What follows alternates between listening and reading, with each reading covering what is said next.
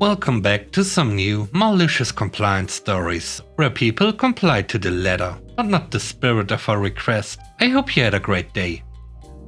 The first story is called Close Them. While I was in college, I worked as a janitor for a pretty busy cafe. It wasn't very fun, not that being a janitor would be anyway. And the boss was pretty bad at his job, but it made the money I needed. This cafe was in a pretty rural area, and we had the only public restroom for about 3 miles. Everyone in the community knew where the other restrooms were, but it would still be an inconvenience to drive to them, even if it wouldn't take more than a few minutes. To use these restrooms, you needed to buy something, but almost everyone who entered bought something, so it wasn't a huge deal. Now, since I was in college, my work hours had to fit around my college classes. For how my boss was with everything else, he was quite understanding when it came to this, mostly because he could only find other college students to hire. With the way my schedule worked, I always had to leave at closing to get to my classes on time, so I did my cleaning during operational hours. Most of this was in the bathrooms, and I would leave it open while cleaning each stall, and occasionally the floor. I closed the only bathroom for miles. Nobody complained. Nobody saw it as an issue. That is, until a cold Wednesday in January. I was about 4 months into the job and was into the routine by now. Boss calls me into his office before I left for the day. He tells me, "I received a complaint about your bathroom cleaning procedures. One of our customers slipped on a puddle in the bathroom yesterday. Is she okay?" "She's okay. She braced herself against the sink." "That's good. It must have been an unfortunate accident. I always put a warning sign in front of any puddles in the bathroom while I'm cleaning them." Well, clearly it's not enough. If you are cleaning the bathrooms, keep them closed. Close them completely and don't reopen them until you're completely done cleaning. This customer was known for being a prolific spender, and boss only saw a big pile of money going into flames if he didn't listen to her. So he did, and I complied. Close the bathrooms completely?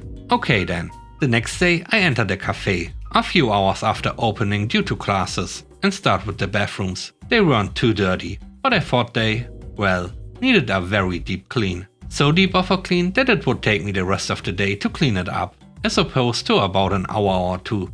After all, boss never said how fast I should clean them. Whenever a customer wanted to use the restroom, I would just say that I was ordered by boss to keep it closed so I can clean.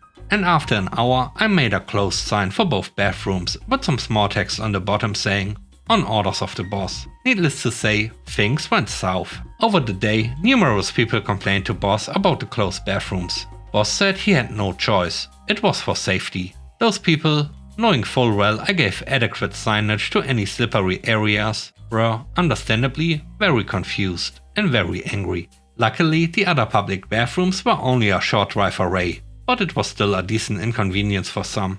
A few people decided that this was the last straw in boss's incompetent management and were never coming back to the cafe ever again. The old owners who recently sold the place were amazing from what I heard. By the end of the day, boss called me into his office. "You can reopen the bathrooms tomorrow."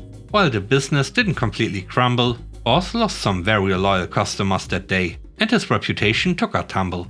I've heard a bit from the past few years, and 2020 combined with his further incompetence meant that the cafe was shuttered. The next story is called Work While Sick.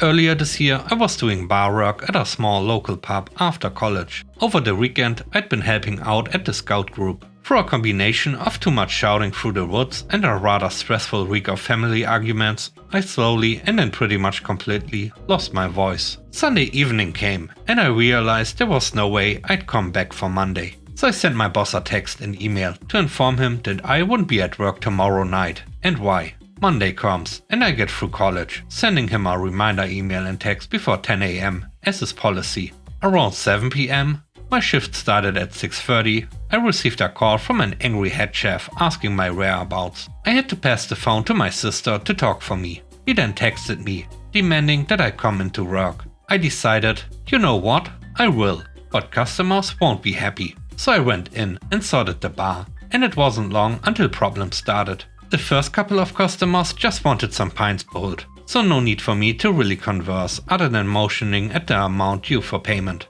Then a group of already tipsy women wanted a few gins and wines. I couldn't ask them what they wanted or let them know what we had, other than gesturing and scribbling on a notepad. This group contained a particularly vocal Karen, and she had a reputation. She began harassing me and then turned her attention to the chef's mom as she walked past, carrying a food order. She immediately noticed me at the bar, did a double take and a glance of, "You shouldn't be here." She then more or less ordered me home. I ended up with a full shift's pay for 10 minutes of actually being there and was let off until my voice returned. A week and a half later, one of the serving staff told me about the aftermath. The chef's mom had fetched the chef from the kitchen and had given him a good telling off in the bar area in front of customers. This wasn't the first time he tried to force staff to come in when they were ill. She also had him personally deal with Karen.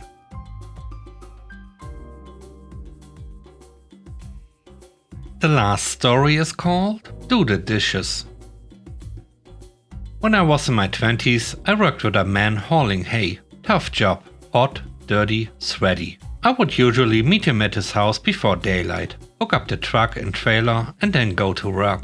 My boss was prone to decide to take the day off and go fishing etc. without giving me a heads up. So on those days I would go in the house and there would be a list of things that needed to be done. It was irritating because if it was that type of day I wouldn't have had to be up at 3 to get to his house to meet him. And I wouldn't be able to go to any parts stores because they didn't open until 8 or later.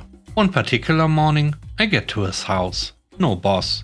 I go in and find the list and it simply says, "Do the dishes." I look at the sink and apparently he had left his dishes for about a week in there and it was nasty. So I loaded the dishwasher, added the liquid dishwashing soap for washing by hand and left. To say he was surprised when he got home is an understatement, but he never asked me to do the dishes again.